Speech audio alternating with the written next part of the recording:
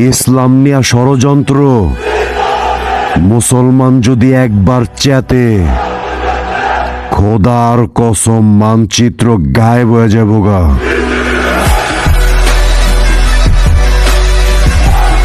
ইসলাম কখনোই যুদ্ধ পছন্দ করে না, আর যদি ময়দানে নামতে হয় তো কোরআনে বর্ণিত আছে ফজর বার রিকাব, সোজা ফোকাস করতে হবে গর্দানে।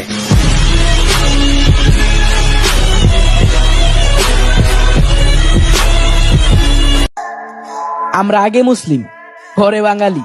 যদি কেউ আঙ্গুল তুলে কথা বলে, আমরা আঙ্গুল বেঁকা করতে জানি।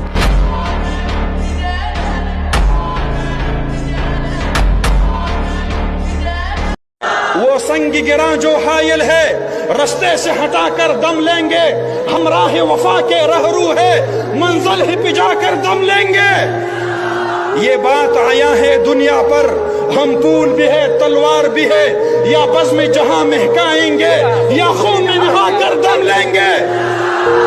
अरबाब हुकूमत से कह दो, ये अज़म किया है हम सब ने, जो हक के मुकाबिल आएगा हम उसको मिटा कर दम लेंगे।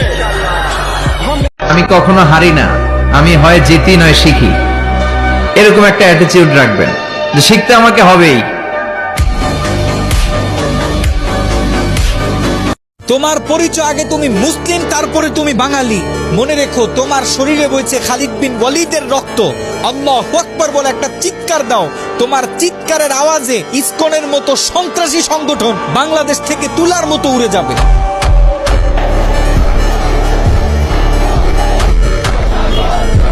हजरत खालिद ने कहा था रूमियों से, तुम अपनी तादाद पर ना जाना, अपने असलाह पर ना जाना।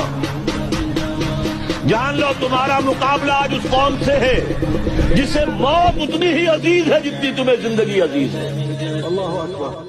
বাংলাদেশ যেমন স্বাধীন করতে সাগর পরিমাণ রক্তের প্রয়োজন হয়েছে, ইসলামকে হেফাজত করতে শুধু এক সাগর নয়, সাগর সাগর পরিমাণ রক্তের প্রয়োজন হয়েছে।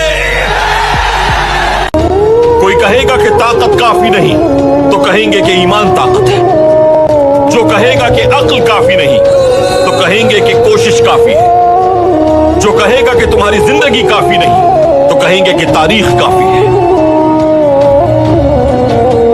कोई कहे कि ये जहान तुम्हारा नहीं तो कहेंगे अल्लाह काफी है हमारे।